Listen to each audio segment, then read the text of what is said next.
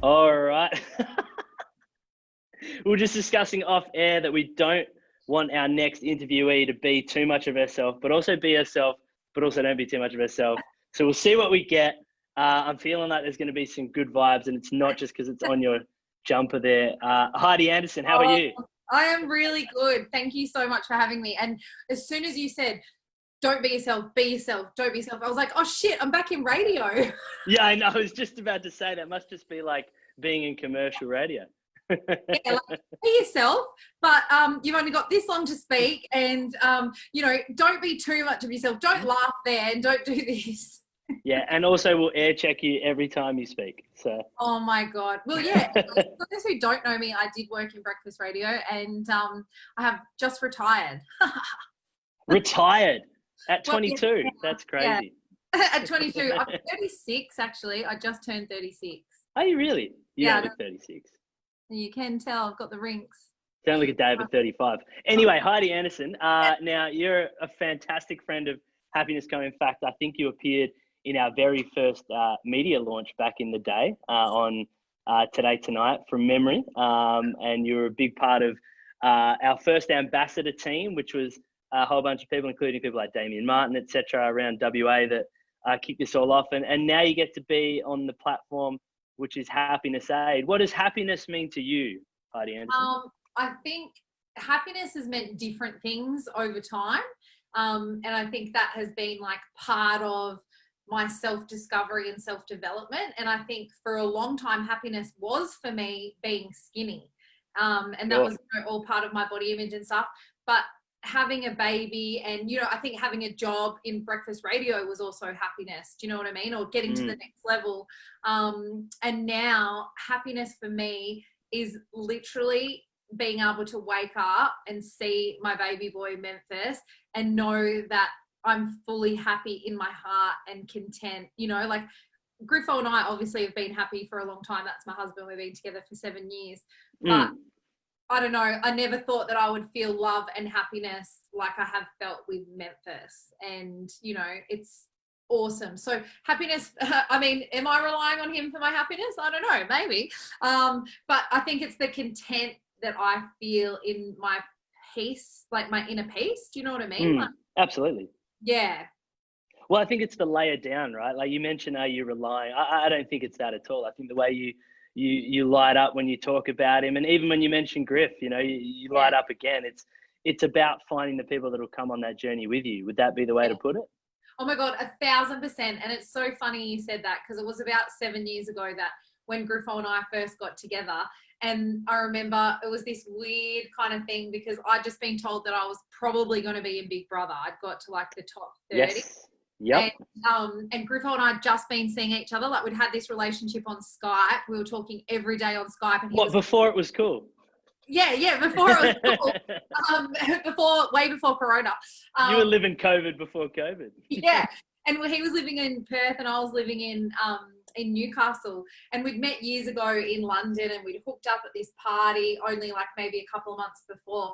And I said to him, okay, I'm about to tell you something, but if you want to be together, and this was our defining moment, I was like, it's going to be a roller coaster and it's an adventure with me. It's not like we're going to sit in one spot.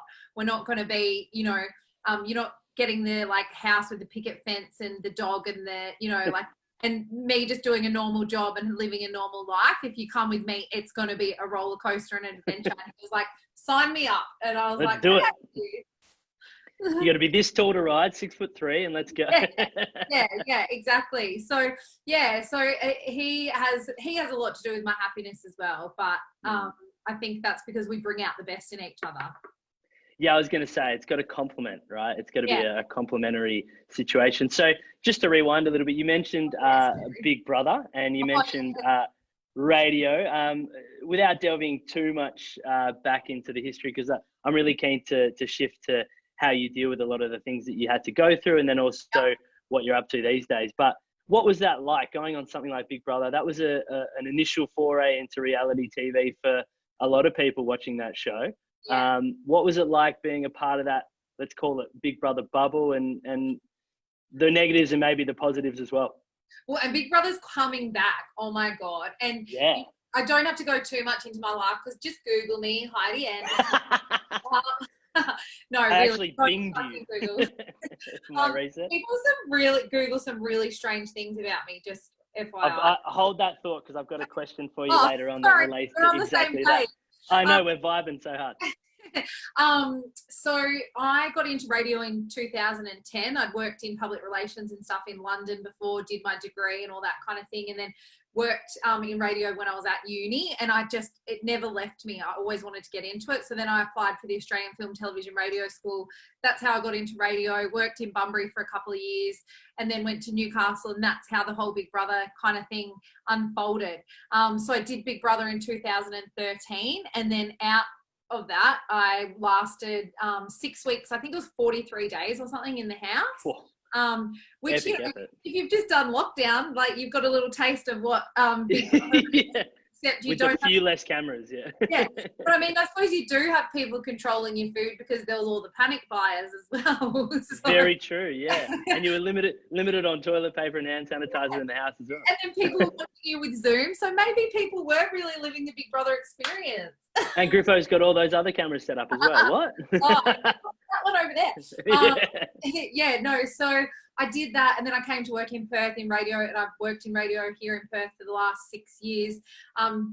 Just had Memphis and then decided not to go back this year, and best decision I've ever made. And I feel like everything kind of aligned for I stopped chasing and stopped trying to control everything and just let the universe guide me. And I know that might sound a bit woo-woo and hippie for some people, and it probably 5 years ago I would have said the same, but I think to the whole Big Brother thing, it was a wild fucking ride. And I was diagnosed with anxiety in 2010 after living overseas, and sex, drugs, booze, boys, food, all that kind of stuff I relied on as to keep me happy, I guess. And so I'd started to go on this self-love journey, and then I thought that I was fixed once I went to the psychologist for 10 sessions with my anxiety.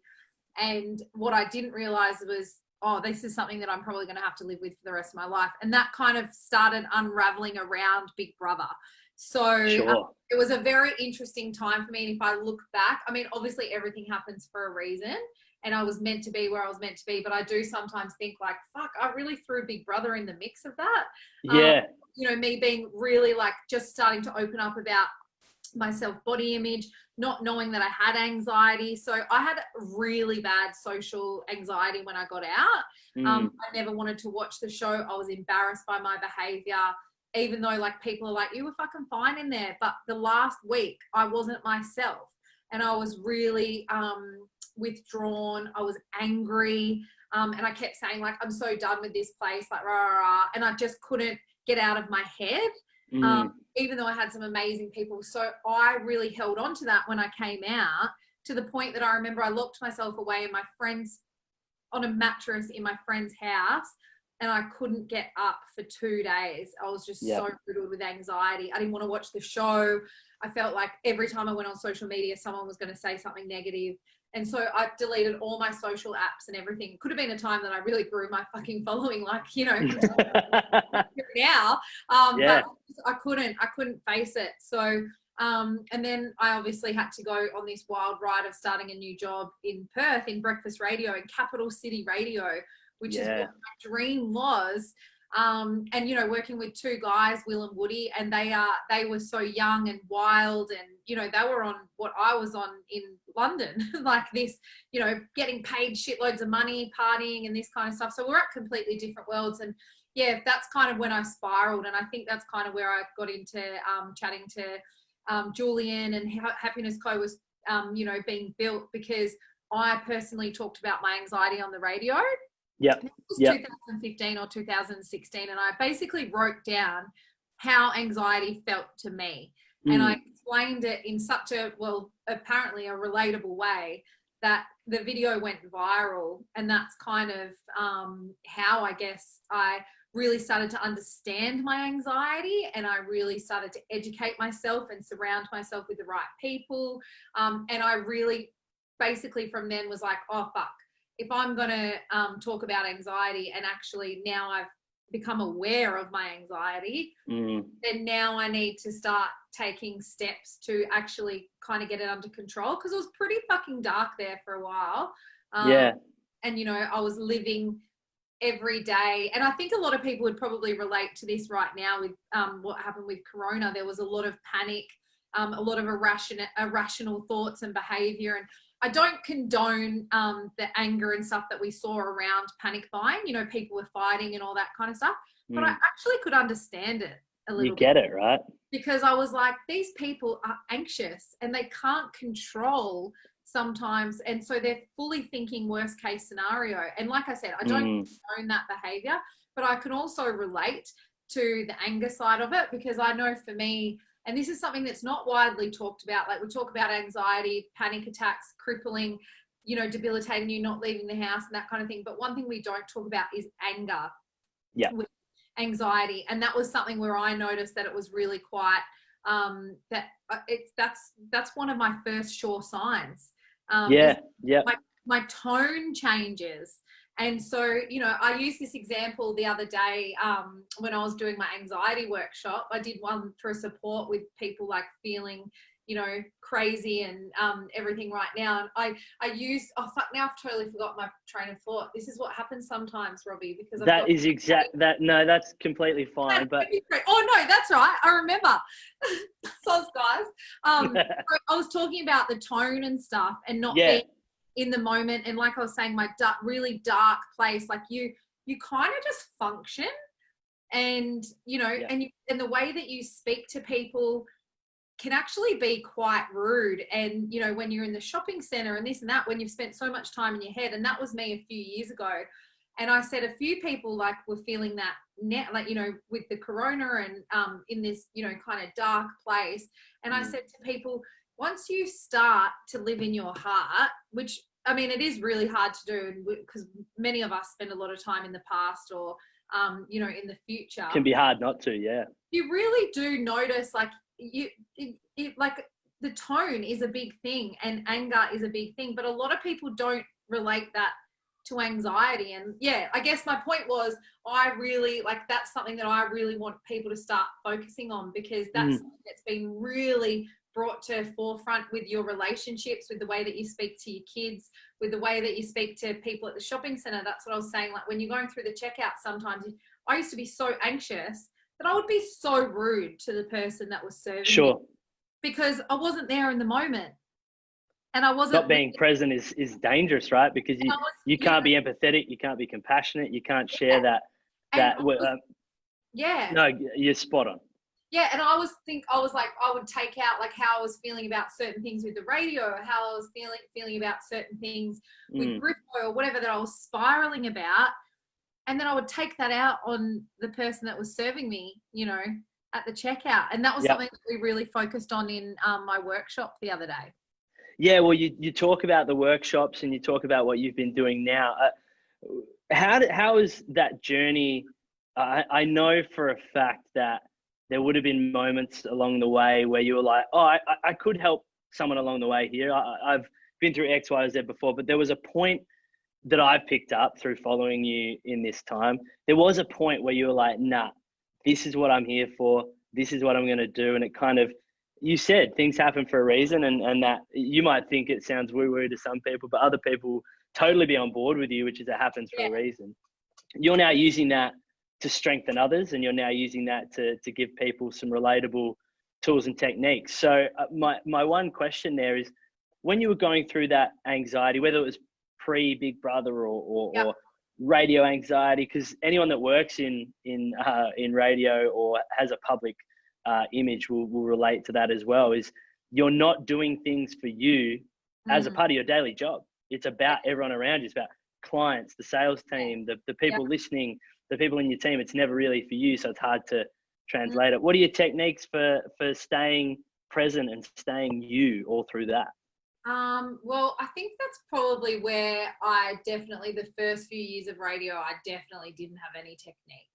And, you know, I didn't have anything except alcohol, drinking. Oh, sorry, that's the same thing. Yeah, it is. Like I said, I have the worst baby brain. So guys, alcohol, drinking, beverages. if I do go on sustenance. I'm so sorry, because it's like, well, where's your brain gone? Nah, that's why we love you. So you use those avoidance and distraction techniques previously. Yeah, so smoking, drinking, partying, taking drugs, all that kind of stuff. And I think that was very like in the first few years of working in radio. And I think there was I think it was a couple of years ago that I decided that I wanted to give up alcohol, and that was because I wanted to find a balance.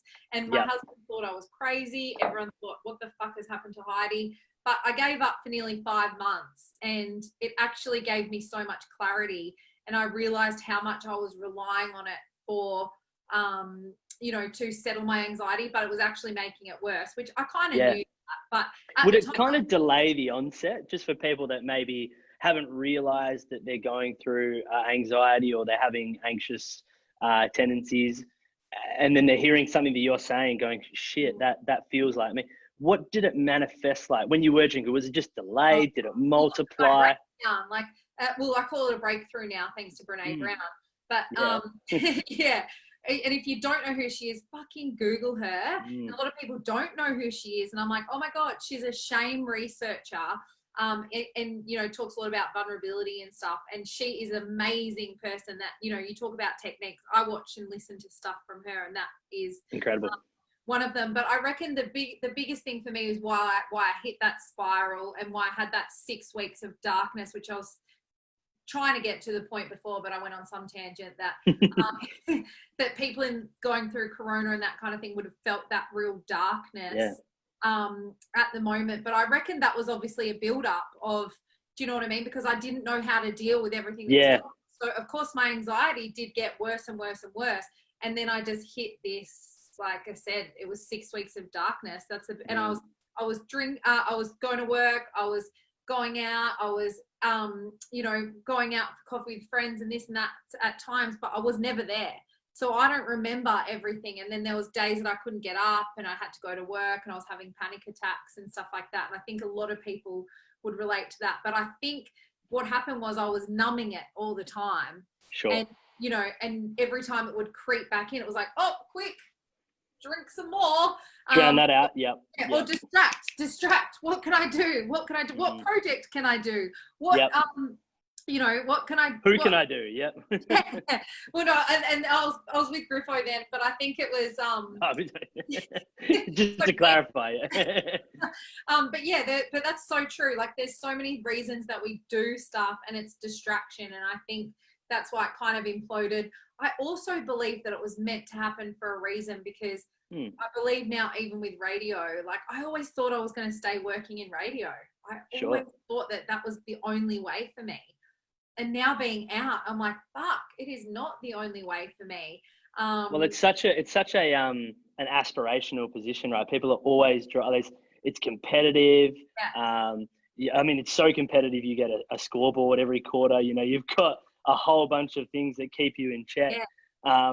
What's it like to be out of that now with the same sort of, you know, same circumstances, I guess, different context? What's that like now? I actually don't feel nearly as anxious. And I actually think it's funny, because my mum, like, I don't know, I kind of said to her, I feel like a new person since I've had Memphis and leaving radio. And we were kind of talking about it, and, you know, as you do, like, and you you have chats that sometimes you're like, with your personal development, you're learning stuff about yourself as you're talking out loud. And Mum said, you know what it is? She goes, you haven't changed at all. She goes, that's not what's happened. She said, you're actually who you used to be. And I'm who I don't give a, like, you know, as much as I tried to not give a fuck what people thought of me when I was on air, or what my boss thought, or what my co-host think, you know, or should I have laughed at that, or shouldn't I have, or should I have said this, and rah, rah, rah. I became, I think, pretty hard on the outside when I was still that soft, like, caramel koala bear. But I really, and, you know, I found it, you know how they talk about with anxiety being, I think it's disassociation. Yeah, for sure. That's kind dissociation. That's kind of how I became. And so I didn't love to be around people anymore. I didn't trust many people. I kind of lost myself a little bit because I was protecting myself so much. Like, of course, yeah. I was gonna quite hard.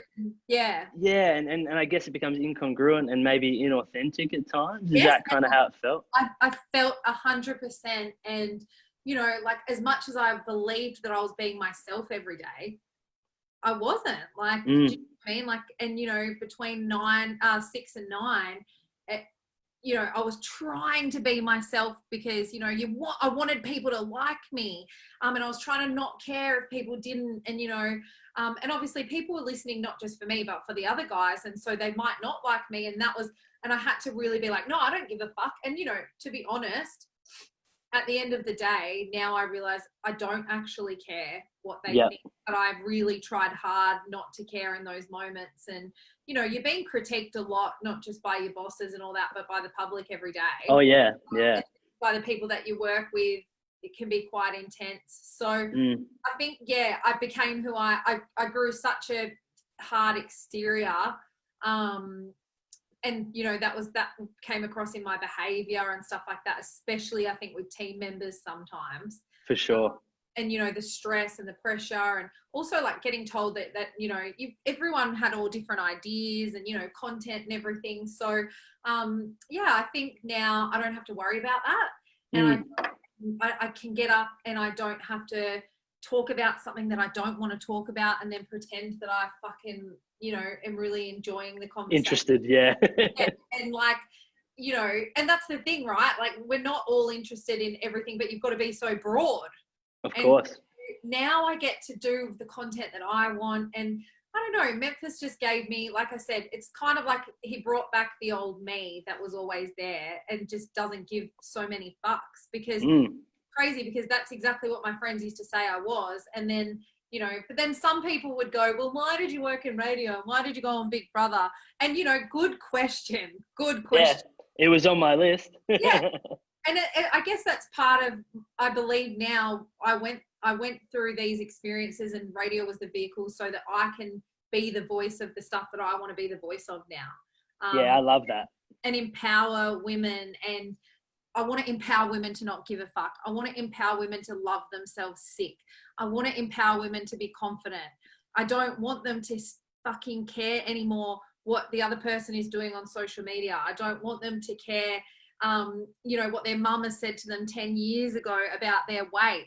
I want them to just start living. And because what I realized is that, and I have, even when I say this, I get like, oh, tomorrow isn't guaranteed. Like, full stop. We woke up today. We don't know if we're going to wake up tomorrow. 100%.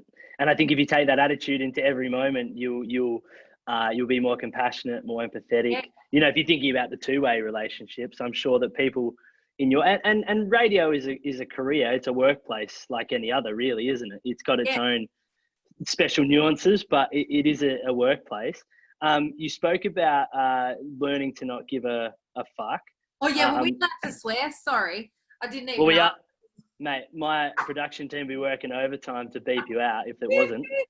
Also, I'm production, so thanks. No, you were talking about learning to not give a fuck. I think there'll be a lot of people listening thinking, someone who's gone into radio and reality TV and now is doing workshops in front of people. Yeah. How do you not give a fuck, Heidi? How?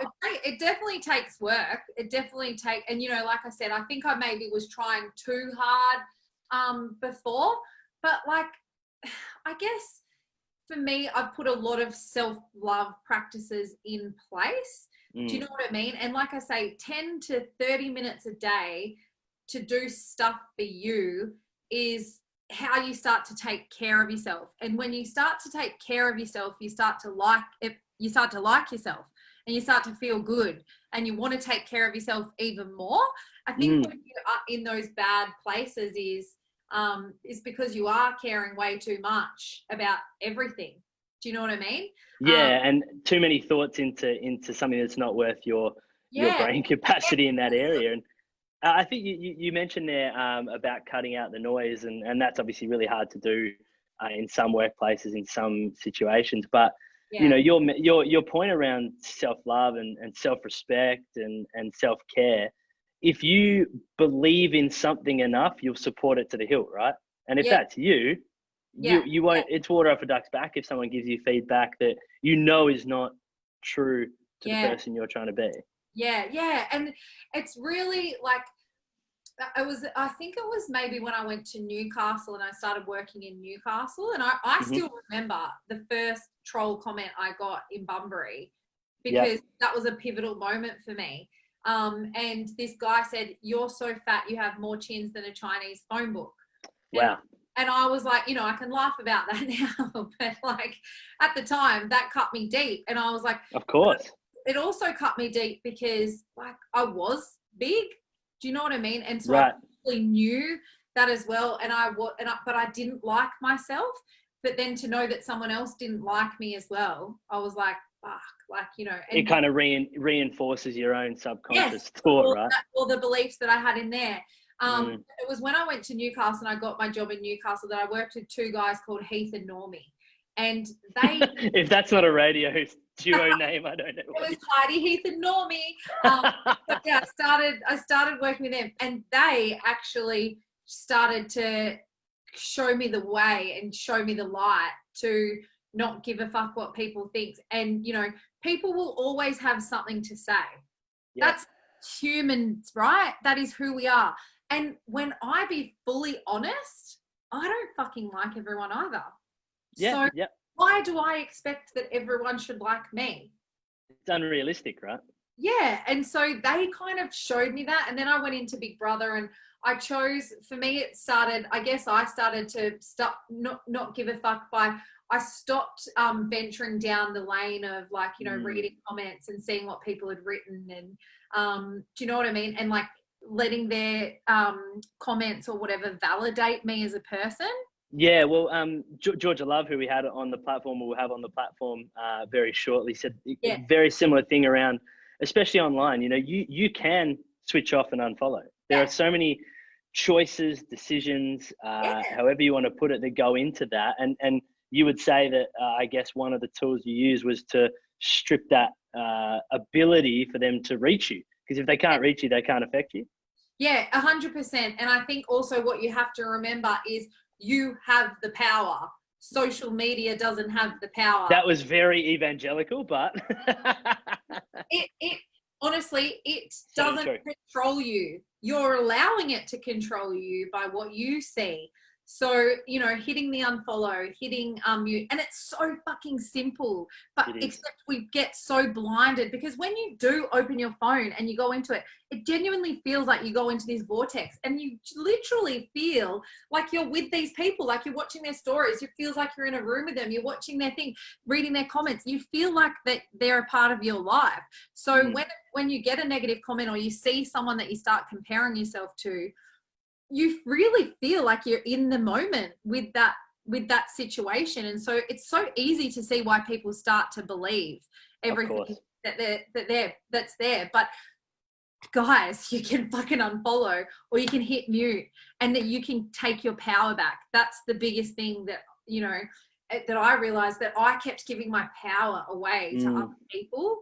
And I think the pivotal moment was like, working with those guys and then going on Big Brother, and that kind of allowed me. And then I had a column with Perth Now, and you'd get some like, nasty comments on there and stuff. And I just never ran into it. And same with the radio, people would write stuff, and I just stopped reading it. And if people want to find me and say shit now, I either think, okay, are they giving me any kind of constructive feedback whatsoever? And I genuinely think that now. And I think obviously the first time it can always go, like that hurt a little bit. And then I go, actually, is there something in this? Like, people leave comments on our podcast, like with 5 stars or a 1 star or whatever. And I remember the first 1 star we got, I was like, my heart. We had 100%, 250 5-star reviews, bitch. So isn't it funny that stands out, even though you'd had 250? Exactly. It's the one that stings, and that's the one less than 1%. Yeah, but then I read her comment. I was like, okay, actually, I think she makes a point, like valid. Okay. Yeah. And then I move on. And I think the biggest thing about starting to give less fucks from people is being able to let go and 100%. get off the merry-go-round. And I think a lot of people with anxiety, that is, you know, and being a people pleaser, like Polly the people pleaser, I like to call her in my head. I've got like Cassie and Anxious Annie and stuff. You know, shout out to Cassie Silver. yeah. Yeah, hey Cassie. Sorry, I forgot that I was thinking I didn't know any Cassies on here, but whoopsie. I've got to alliterate, that makes sense. But you know, like you being able to let go of the things that, you know, the little negative Nellies in our head and that kind of thing is a really big thing. And one of those ways that I have been able to do that is through meditation. And Beautiful. you know, like we joked at the start before we started recording, like sometimes I am so, like, you know, it's even on my website. Like I love fucking drinking a bottle of wine, but I meditate daily, you know, so you got to find what works for you to help you live your best life. And for me, one of them is meditation. And that doesn't mean that I sit in a corner and meditate for 20 minutes with no sound. It's whatever I want it to be that day. And some days, you know, I listen to Insight Timer. It's a free app. I fucking swear they should be paying me thousands and thousands. Commish, yep. 100%. Like I spruik them like no tomorrow. But it changes the way that, you know, and you go through and you pick 10, 20, you know, 5, 10, 20 minutes, however you want. And I just lay there wherever I want. If I am down the beach, if I'm at home out the back, or if Mev sometimes, if he's crying and this and that, and I'll sometimes just put a meditation on and lay next to him whilst he's like rolling around with his toys and that. And then it's like, calm. And so that has been a big thing for me. Also, Amelia Harvey is an amazing meditation teacher here in Perth. And she's also got an app coming out, and she has the most amazing voice. And before the radio show, I would lay in a studio in a dark room next to our studio and do an Amelia Harvey meditation. Like that was just my thing. And it allowed me, one, to work through my anger with anxiety, but also it gave me space away from those thoughts, and those thoughts about caring so much about what people thought about me. It allowed me to let go and attach less. And you mentioned obviously going through the radio phase, the judgment of that. You've moved into what you do now, so learning from things like radio, but let's just call it work. How does meditation allow you to detach? Like, what is it giving you, for those that maybe haven't tried it or have tried it and then it didn't feel like it succeeded? Well, I more than anyone was the first one to go, I'm not fucking meditating. And I tried that years ago. I've got way too many thoughts to meditate. I don't know how to switch my brain off. Or that is not the point of meditation. Like that will happen to all of us. The point of meditation, I believe, is creating space and downtime for yourself. And it is one of the most powerful things you can do by allowing yourself to have that time and space, because you're caring for yourself like that. Like it's straight away. And so there are no rules. That's the way that I like to say it. And the best analogy that I now tell everyone about is when you're doing meditation and you're going to sit down and you're thinking, fuck, I've got too many thoughts and this and that. What's my to-do list? And oh my God, I can't believe that person said something to me. And oh my God, do they like me? And this and that. And oh my God, should I have said that in a conversation? All those kind of things. Like this is how you can start to realize that these thoughts you don't have to believe anymore. And you don't have to get sucked in to, you know, like going on that train of thought and then believing the narrative. The best analogy I heard was say you're standing at a train station, and then you've got your thoughts are the trains going past. When you meditate, you just want to see those thoughts going past. You don't necessarily want to get on to the train and, you know, catch that train of thought. But if you do, that is okay. You just get off at the next station. So beautifully put. Yeah, you want unless that station is Beckenham. I used to live there. It's okay. I used to live there. And I was like, never heard of it, but I'll laugh anyway. It's on the middle line, or Thornley line. But you want to just become like an observer. And like I said, you just want to stop believing the narrative. Like, you know, I think that was the biggest thing that I realized. I don't have to believe these thoughts in my head. Like you right now are having thoughts in your head. Does that mean they're real? Like, do you know what I mean? Like, no, you're spot on. And I think that the triangle of story, emotion, and choice is something that we talk about a lot, which is story is narrative, you know, and the thoughts are obviously emotions. So when you have that ultimate choice within that triangle, what you're choosing to do is to not jump on board with it, not get stuck in, you know, momentum thinking. We all know sport. People hear a commentator say they got so much momentum. That happens with negativity as well, and with losing in sports. So when we sit down and we're mindful and we've got that space, what does Heidi Anderson think about herself now when she gives herself space? What's the kind of positivity that comes from that? You know what, like, do you know what's really awesome is sometimes I'm having meditations where I don't think anything. And how good's that? When that first happened to me, it was one of the very first times when I ascended with this amazing meditation teacher. They were monks. And this is when I delved into it. When my anxiety was really bad. And that's when I was like, okay, I've got to make a change. And I felt peace for the first time. I was like, oh my God, it is there. And I felt love and peace and everything. And it was just amazing. I cried and cried and cried. So sometimes when I have that now, it's really awesome.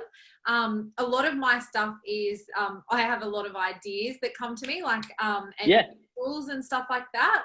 So I find it a really good place to be creative a lot of the time. And also I think, like, with, you know, I do have ones that are affirmation and gratitude and stuff. One of my favorite ones is Amelia Harvey gratitude one. And it's literally, and I think a lot of people think that gratitude, and this is another technique that people can go with as well. Gratitude, quick, write in your journal 3 things that you're grateful for. Sometimes we do that and we just write it. We don't really feel it. I've got into really feeling into it. So I've had to change my routine now because the baby, he falls asleep in the pram, which is like just so annoying. But thanks, dude. But Mum's trying to transcend here. But we go in, like, I would go to the beach every morning, put him in the baby carrier, walk barefoot, and I would literally smell the ocean, smell the air, listen to the waves, and really be mindful. And then I would do my gratitude. Yeah, brilliantly put. A lot of people are doing gratitudes within this platform as well on Happiness Day, like daily, regularly. But I do worry sometimes whether people are just getting into the habit of writing them, and that's definitely a great start, and it forms the habit. But to go into what we call a behavior or a blueprint or it becoming part of you, you really need to go that, you know, feelings lasagna layer down. Oh my God, 100%. I like, and that for me was something that I'm like, no, I know when I'm not feeling it. And so I will sometimes do a meditation like a gratitude one to then start to go, okay, yeah. But honestly, if you can create a mindful practice to go with your gratitude, like Memphis is another one of him, watching him eat. I try not to do anything else because he is so fascinating to watch this baby discover food and laugh and chuckle and like all the sensations that are going in, and just observing how, like, he picks up one thing and then he's got this and he's like doesn't know which one to put in his mouth. It's such a this is Griffo or Memphis? Memphis. Oh, sorry, my apologies. Yeah. No, Griffo and I are the worst. We like eat our food in 2 seconds and we're like, fuck, did we even like enjoy it? Did I snort that? Yeah. yeah. Did I snort that? What happened to it? Or did you eat mine as well? Wait, what happened? Yeah. So yeah, like that's another thing. So it's, I think, finding and when you start to live in your heart, and I know, like, because I used to preach and I used to love listening to people that would preach this stuff, because I think that was something that I always really desired. And now I'm actually living it, and I can feel it in my bones, and I feel it every day that I'm living from my heart. And I really notice, like I was saying before, when I'm not in my heart, that I'm in my head, because my tones change. I'm not 100% there in the moment. I'm short, I'm snappy, I'm, you know, like got something else going on in my brain. And I think being able to implement these kind of things, like, is, you know, is a game changer.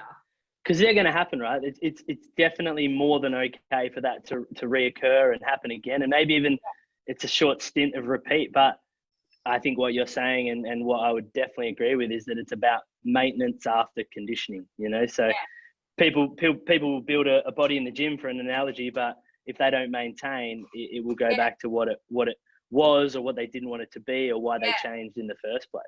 Yeah. And another thing I think as well is opening up, and that's a big thing. And I know, like, with anxious people and I remember one of my friends saying this to me in the moment when I was like, spiraling that time with those 6 dark weeks. I think it was 2015 or 2016. I remember she's like, do you want to just go for a walk and we'll chat it out? Because she was a psychologist. And I was like, absolutely not. I'm going to go home. And she goes, oh, you're going to go home? And she goes, and you're going to convince yourself that you're making it like, you're oh God, now I've forgotten the word. Justifying it in a way. And like, you're actually going to fix yourself and fix the problem in your head, because you're going around and around and around in the merry-go-round. And I was like, oh yeah. And she goes, but she goes, that is your anxiety. You're not going to fix it by thinking that you're solving the problem in your head. And she's like, you're going to keep going around and around and around and this and that. And she goes, that won't happen. She goes, let's walk around the lake and literally just talk it out. And it was in that moment that I realized everything was so irrational, what I was saying. But just having that outlet of just like word vomiting it out was massive. And, I think that's the problem with our little anxious brains, is we feel shame and we feel embarrassment sometimes when we do, oh no, we can't, like, the judgment and the shame and everything that's going to come. We don't want them to know what's really going on. But sometimes it's nice just to blurt it out, because they might not even need to tell you. You might just realize it yourself that, oh fuck, that was pretty irrational, wasn't it? Like, sure, yeah. Say it out loud, you're like, oh yeah, actually that's pretty fucking crazy, isn't it? Well, it's a great technique for, getting out of your head and onto paper, for example, is a fantastic way. We talk about the right to a Barocca is our activity that we do sometimes, which is chuck a Barocca in a glass. And it's a metaphor for emotion as well. It bubbles away at the bottom and eventually gets lighter and lighter and raises up to the top, and then it's gone, and it's a delicious situation. But what you're saying and your advice would be, do that either on paper with someone else. Because I think the other question is, someone that's sitting there feeling anxious who maybe doesn't have someone to talk to. Would that be a technique? That's a hard one. And I actually believe that there probably is someone to talk to. But yeah, great point. The shame and the embarrassment and like, the reaching out is what's petrifying you, and is the fear. In saying that we are surrounded by people that might be the wrong people to reach out to. If your mum or dad is a little bit old school and they don't believe in the whole mental health, just get up, put your lippy on and get out the front door. You'll be fine. That's what my dad told me every morning, actually. Yes. And that's the thing, right? No, I know. No. I have to disclaim that, because he'll text me and be like, oh, I never told you wear lipstick. No, that's a fantastic point, because there is the people that don't have people, and there's the people that have the wrong people. So there's always a third party, I'm guessing you're alluding to. And I think like just being able to, sometimes it's good to just reach out to a stranger, and sometimes that's why I get lots of messages on my Instagram. It's probably the number one thing that people message me about is anxiety. And sometimes they just need to say it to someone who they know can relate to them. But I'm not going to sit there and I'm not going to judge them. I'm not going to, will they know that? And I'm also going to probably send them in the right direction. Like a psychologist really helped me. And, that's something that I believe that there really is still a stigma around seeing a psychologist, even seeing a GP, but they can change your life, because they might not be the right person straight away. And like I say, it's like going on a date. You might need to go on a few dates with them, and the first time you're like, oh, do I like this person? I don't know. Oh, I didn't really feel a connection. But go back, go round 2. Okay, if you don't want to, don't write it off. You're not going to write off dating for the rest of your life just after 2 dates. So find another psychologist. And that's the kind of stuff, if people message me, because I have a lot of people reach out. I have a lot of people reach out to me in the early hours of the morning. But I would say, like, you know, Lifeline and all that are great outsources, you know, or depending on what you're suffering, if it's domestic violence, like 1-800-RESPECT, you know, also another one, Panda, if it's postnatal depression, anxiety for men or women. Like, there are specific places that you can call and out. And I know, like I said, it's so fucking scary. And, you know, I know for me, that was what I was so petrified of before I spoke out. And then I did, and I was like, fuck, why didn't I do this sooner? Like, for sure. And that's kind of and that's the story that you hear from a lot of people, is that, or that subplot is, they had wished they'd gone back and done it a bit earlier. But I think with people like yourself empowering as many people as possible to do so, it's only going to get more mainstream and more accessible, which is really cool. And just quickly, we have spoken about Little Memphis before we sort of move into the last part of this, which I want to have a bit of fun with you. How has motherhood changed you? How has being a parent changed you? How has having a kid changed you? I think I kind of briefly touched on it. Like, I kind of feel like I've come back to myself. And, you know, I talked about being reborn when Memphis was born. And I think the biggest thing for me was that I actually love myself now. And, you know, this won't happen for everyone, but everyone can have it. And this is what I'm saying, you know, everyone can have it. And it was the power of changing the narratives and the story that really honed in for me. Like, for years I hated my tummy and I was ashamed and embarrassed. And, you know, I had a C-section with him, an emergency C-section. I had this big overhang afterwards and, you know, this scar and everything. And I felt so, like, I went to speak negatively about myself. And I remember looking straight in the mirror and I was like, oh no, you don't. You just fucking created a baby. Yeah. Like, his little brain, his little fingers, his legs, his liver, his lungs, his eyelashes, and you're about to fucking speak negatively about your stomach. And it was in that moment that I made the change in the way that I started to look at myself, because, you know, I'm a work in progress too. As much as I said that, you know, I love myself, I still didn't 100%. Like, I still had moments where I was like, oh, this, that, rah. And I realized that's what motherhood gave me. It gave me to stop fucking calorie counting, to stop worrying about what the scale said, to stop worrying about what fucking size I wear. Who gives a shit? Because tomorrow is not guaranteed. And I have a beautiful miracle of a baby who I do not want to go through the same shit that I did because of bullshit society and expectations and what, you know, the beauty industry says that we should be, or magazines or TV or radio, for instance. So I think that's what it gave me. Like I said, I felt like I was reborn as well. Pretty powerful. And without speaking on his behalf, I suppose, but giving us an insight, because there's a lot of blokes on the channel that maybe have had a kid recently or are going through our very own Julian Pace about to have his own child, or his partner's giving birth to it this time around. But it's still his. Exactly? What's some advice for the guys out there? Because I know you're passionate. You've mentioned a lot about how passionate you are about women, but I know that it's very much across the board, isn't it? And I hope that people don't get that wrong idea. I guess no, not at all. Women, because, you know, I have chosen to speak about men and mental health before in the past, because it's something I am really passionate about, because my brother had really bad depression growing up.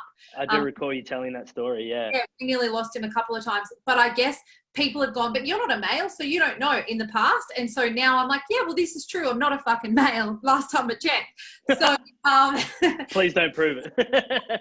Swearing's fine. So I think, and that's, so, you know, I've worked out my strength is with women. So that's why I focus a lot of my coaching and stuff now on women. But Griffo is an amazing husband, and he's an amazing role model to other dads and that kind of thing that I see. And we started a podcast called First Time Parents. Yeah. And if people want to listen to that, it's gone fucking nuts. It's got like a cult following of first time parents, but also people that aren't parents, which is really strange.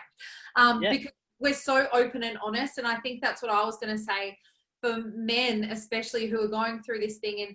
And, you know, for me, I had my identity crisis with Memphis when I fell pregnant, and I was like, everything that I feared about my career and becoming a mum all happened. Sure. with my identity crisis. But I had that early on. Griffo had it when we first had Memphis, and I still think that he is working through a connection with Memphis, you know, and he's worked through, you know, his new identity as a dad, and also like letting go of, you know, who he used to be, and like not having any responsibility, and like, you know, so I am really passionate about dads hearing his side, and that's kind of what we focus on. You know, a couple of weeks ago, we just did postpartum anxiety and depression for men on our podcast with a doctor, and it was really interesting to hear all of our perspectives of being parents for the first time, and how we all are, you know, as much as we do focus on the women, and so we should, we fucking carry those babies. Yep. But, and you know, we have the hormones and all that kind of stuff going on. We do sometimes forget about the dads. And, you know, and I think even something that I've learned in the last couple of weeks is sometimes maybe I hover, and, you know, like when Griffo needs to have that time with Memphis, if Memphis starts going next level crazy crying for his mum, I need to walk off and leave the house. But my instinct is to go grab the baby and calm the baby. And so that is something that I'm realizing is I'm probably not helping the situation. And I think we speak really openly and honestly about our relationship, how it's changed.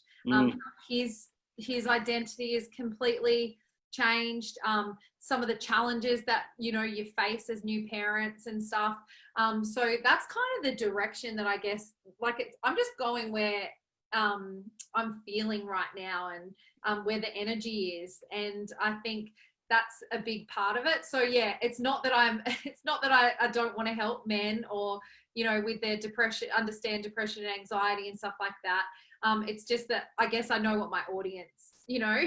Oh no, for sure. But I the reason I asked is exactly how you answered. I know that you've had experience, and the experience that you had with, say, your brother, and then the experience that you've had with, you are in one of the best positions to speak to men about it. And that's what I think you should definitely take away is definitely don't be put off by the fact that some people say you're not a man. I mean, there's a lot of good obstetricians out there who are men, for example, you know, for thinking physical versus mental. So, you know, we got to make sure that everyone has an ability to give their perspective. It's so powerful. So what you guys are doing is awesome. The podcast is excellent. I've had a couple listens. You mentioned people who aren't parents. I'm not a dad that I know of, so I listened to it in preparation for that beautiful day. But or made you go, abstinence is the way forward. I ran a kids sports program for 10 years. Shout out to Jungle Sports. That was some of the best contraception ever. Beautiful kids, don't you get me wrong, but there was definitely some times where I'm like, well, I'm glad I can give them back. Right now. Now I don't get that. Exactly, but you're doing such a great job of it, and so is Griff, and the sharing of it. I think there's not many people in the world, because a lot of people think about radio and think, I could talk on radio, or when I do emceeing, people are like, what a cool gig, what an easy gig, you know, it must be so fun. Yeah, it is, but you get up in front of 25,000 people in Sydney and tell me that you won't study your words or be okay if you do. So I think it's really important that you take experience and then the ability to share it and package that up so nicely like you do. So it's really important. Thank you. I do get in trouble a lot for being an oversharer and being honest. You know, it's a tough line to hold, isn't it? If you're going to share, having the ability and the vulnerability to share has its drawbacks in that it's very hard to stop that momentum, right?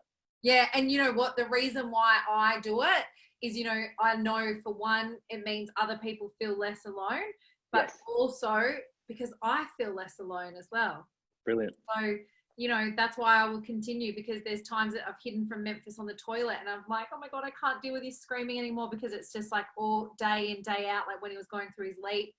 And you know, just wanted me and that. And I just cried in the toilet, and I posted about that, and people were like, oh my God, that's me. And I was like, oh my God, I couldn't do it in the moment. I couldn't share it in the moment because I felt shame. But yeah, so I will continue to share, because yes, I make other people feel less alone, but also I don't feel alone as well.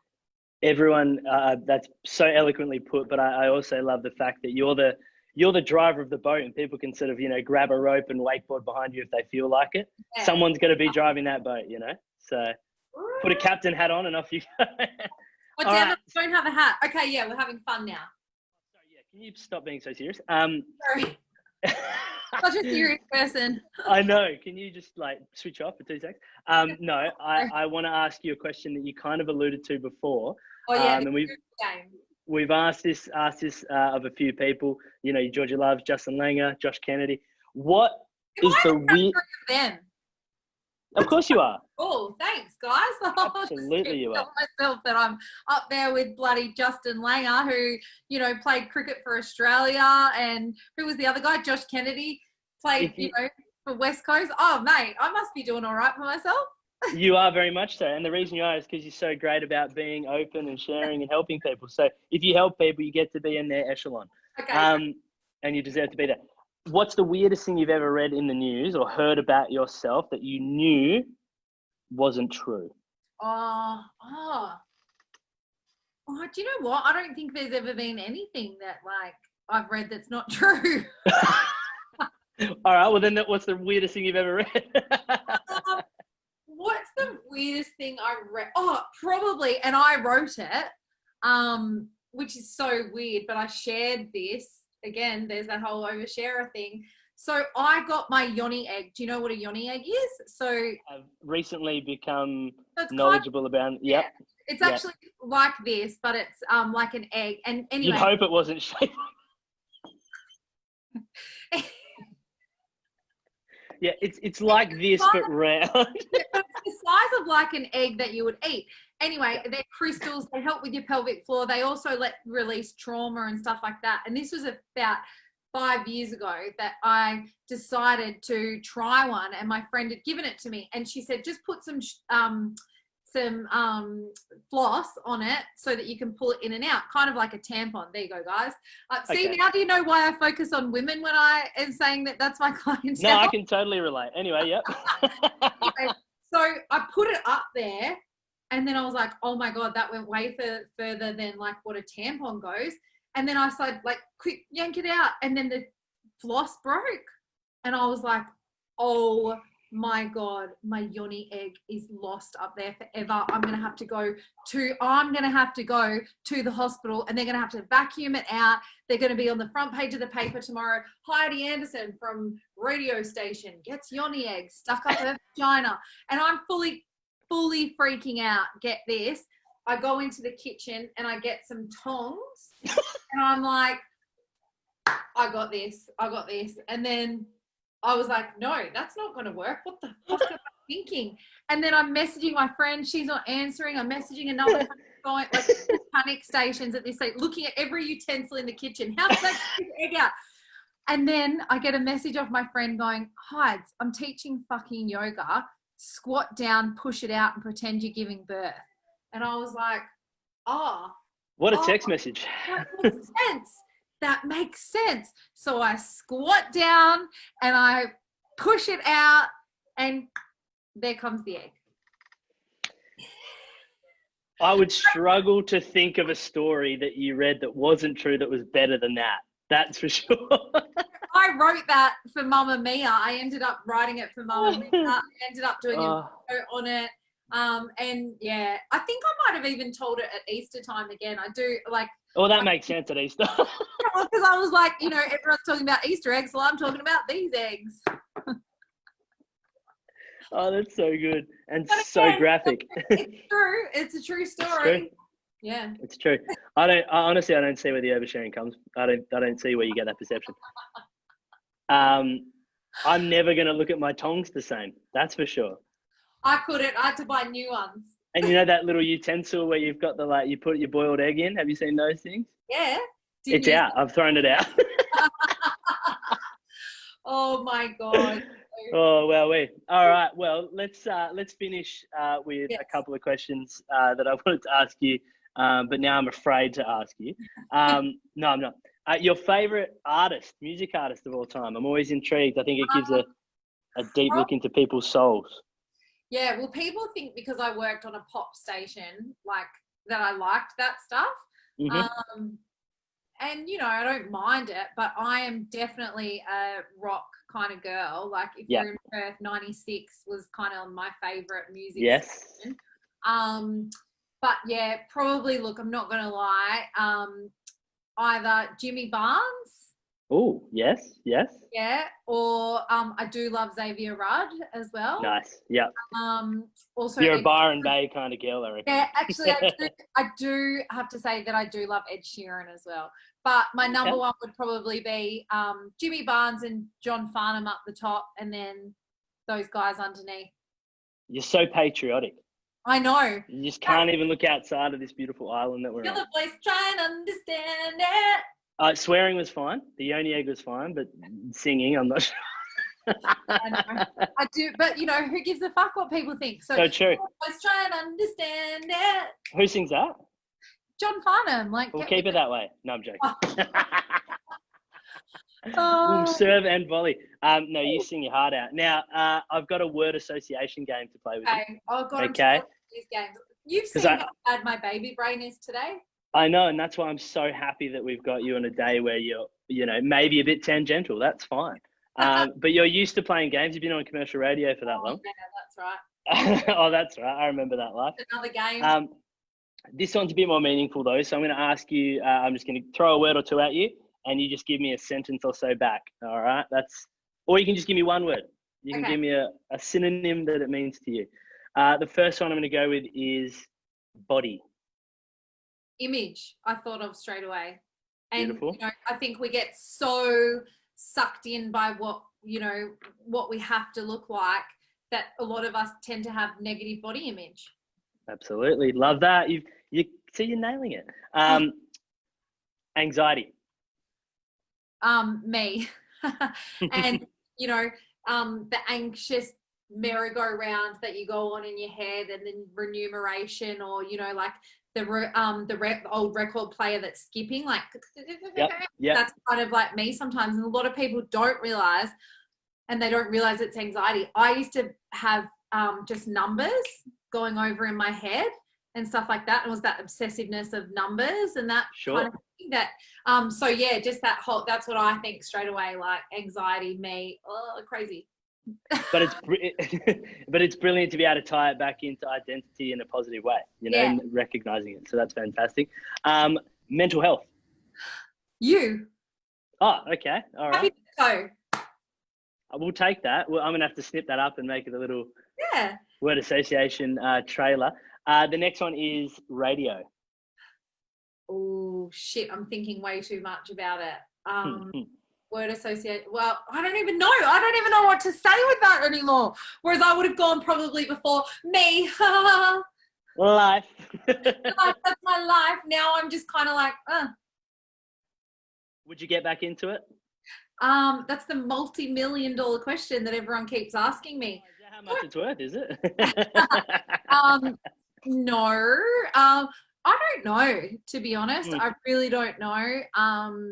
It's a career you can come and go from, right? It's one of those ones that's got the ability to sink back in. I've never gone before, so I don't know. Am I a has-been? Maybe. I wouldn't have thought so.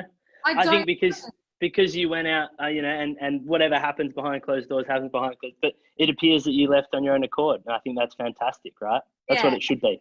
Well, I just don't know if my heart is in that place right now. And like I was saying to you with energy and all that. So, but I would never say never. And so I'm really excited about the future for me where I'm at now. But there's definitely ways that now I've left the radio bubble, that there's definitely ways now that I go, I probably don't know if I would want to work like that anymore. I think if you've ever worked in radio itself, and I've done a bit here and there, and then you go to say podcasting or this forum, it's very hard to want to go back. Yeah, and I think when you're in the bubble, you don't realise that. You think it's the be-all and end-all. And, like I talked about happiness earlier, just to tie things up back to the start, I talked about how I always felt like that maybe I would be happy when I got to the next job or got to Melbourne or Sydney. And what I realised is I could be happy now. Yep. And that is what I have. And I don't know if radio is the right environment for someone like me with my anxiety and mental health, because I know that I'm a happier person without it right now. So I'll just wait and see. Whatever happens, happens. I'm sure there's thousands of people out there. Good little interviewing skills there. I like what you did. Mate, you're so welcome. No, I just think there's a lot of people out there who'd love to see you back on a medium, and I think they've got the podcast, they've got things that you're doing in public already, workshops and the like. Maybe a return to radio isn't required to get the full value from Heidi Anderson. That's my opinion. Yeah, thank you. And, that's kind of what I actually am really enjoying, is being able to create the content that I want. Like, I fucking live and breathe content. Like, I love it. And one thing that I'm doing, like, with clients now, I've been hired by a couple of people, and pretty much I'm their creative brain. And, that's pretty much what they've hired me to do with Hype It Up with Heidi. And then, I'm using my experience in the media and platform and PR experience, and, using them to introduce them to a lot of people through my contacts and my platform and stuff. But I just get to be me every single day. And I didn't realize how desperate I was to feel that. And now I'm feeling it. It's a really awesome experience. I think there's just so much fulfillment in your energy than maybe achievement can bring. Achievement's great. It has its perks, and we all are allowed to strive for achievement, if I can speak. But I think fulfillment is so important. Contentment, I think you said before as well. Yeah. It's so important. Yeah. All right, my last word for you. Okay. You ready for this? Yeah. Memphis. Oh, my beautiful baby boy. And then I also think of the song as well, Walking in Memphis. Yeah, absolutely. Which, a lot of people the Cher version, of course, yeah. Oh my God, I didn't know that. I only found it recently, the Cher version, and I was like, oh my.